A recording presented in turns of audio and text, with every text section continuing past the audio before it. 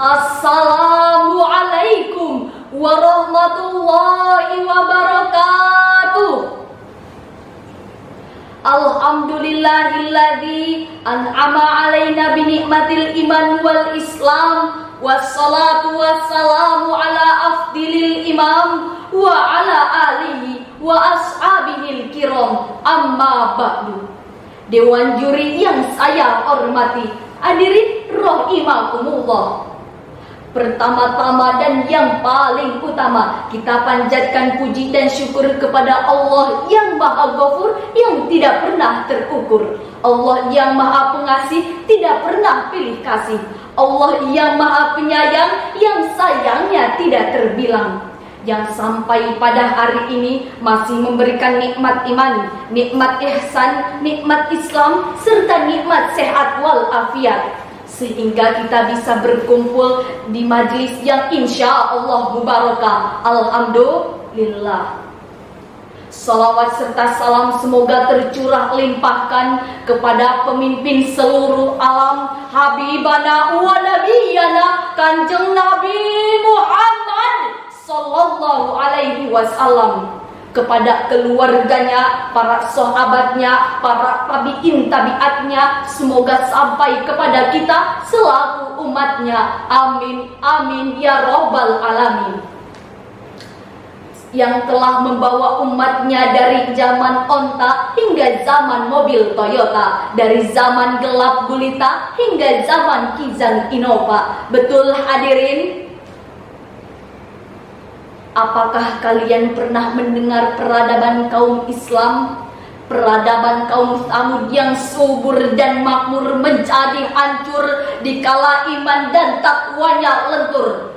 Peradaban kaum Ad yang megah menjadi goyah dikala iman dan takwanya lemah. Bangsa kita menjadi payah, keadilan tidak terarah, ekonomi melemah, muncul berbagai musibah, diperparah oleh mental-mental aparat seperti Pak Oga, sehingga kita khawatir bangsa ini semakin jauh dari kata berkah, akibat bangsa yang beriman dan bertakwa mulai punah. Na'udzubillahi min dzalik. Oleh karena itu, pendidikan berkarakter dan pembangunan nasional adalah tema yang akan saya uraikan pada kesempatan ini. Hadirin rahimakumullah. Lalu bagaimana kriteria pembangunan pendidikan berkarakter dan pembangunan nasional dalam mengatasi problematika saat ini? Rasulullah Shallallahu Alaihi Wasallam menjawab, "Kamu larang mereka dari hal-hal yang dilarang Allah kepadamu, dan kamu perintahkan mereka dari hal-hal yang diperintahkan Allah kepadamu." Dalam hadis lain, Rasulullah Shallallahu Alaihi Wasallam bersabda, "Adibu auladakum ala thalasin khisalin, hubbi nabiyuka, hubbi ahli baitihi, wa hubbi qiraatil Qur'an." Didiklah anak-anak kalian dalam 3 hal: mencintai Nabi kalian, mencintai keluarganya, dan cinta membaca Al-Quran. Maka dari itu, kriteria Rasulullah harus diperankan kepada pemuda penerus bangsa, agar bangsa ini menjadi makmur, subur, dan dekat kepada Allah yang Maha Ghafur.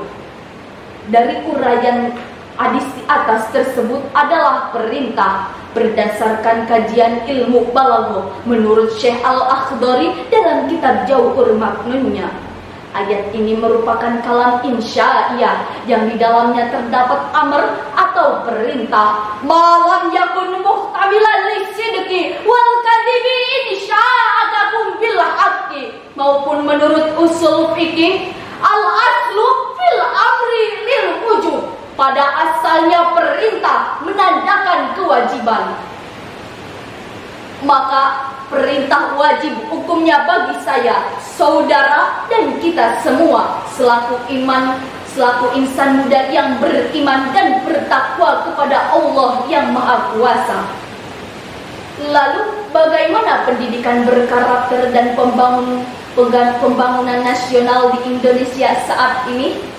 Alhamdulillah hadirin, seiring dengan spirit pemerintah, pendidikan anak terus dioptimalkan, baik di lembaga-lembaga pendidikan maupun organisasi kepemudaan.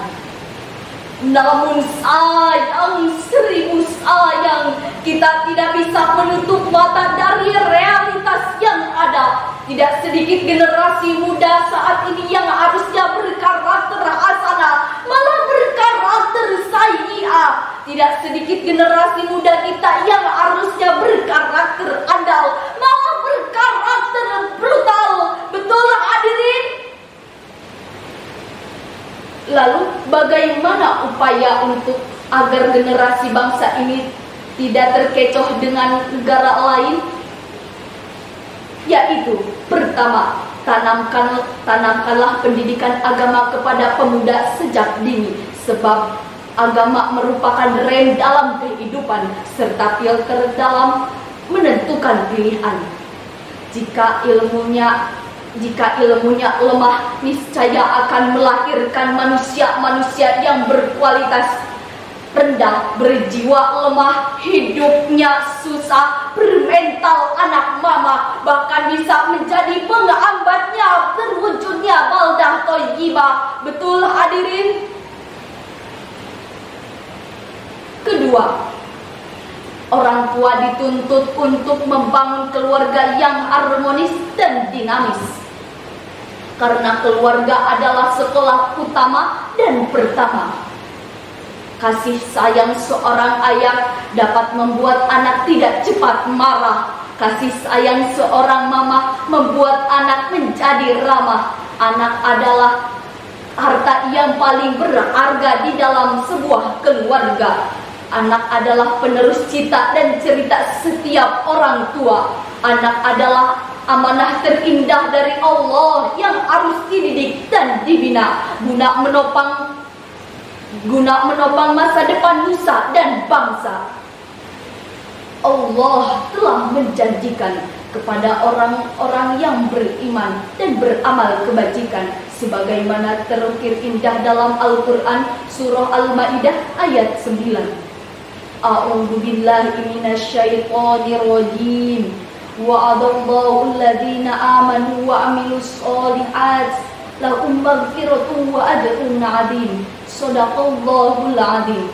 Allah telah menjanjikan kepada orang-orang yang beriman dan beramal kebajikan, bagi mereka ampunan dan pahala yang berlimpahan. Maha benar Allah dan Maha Agung.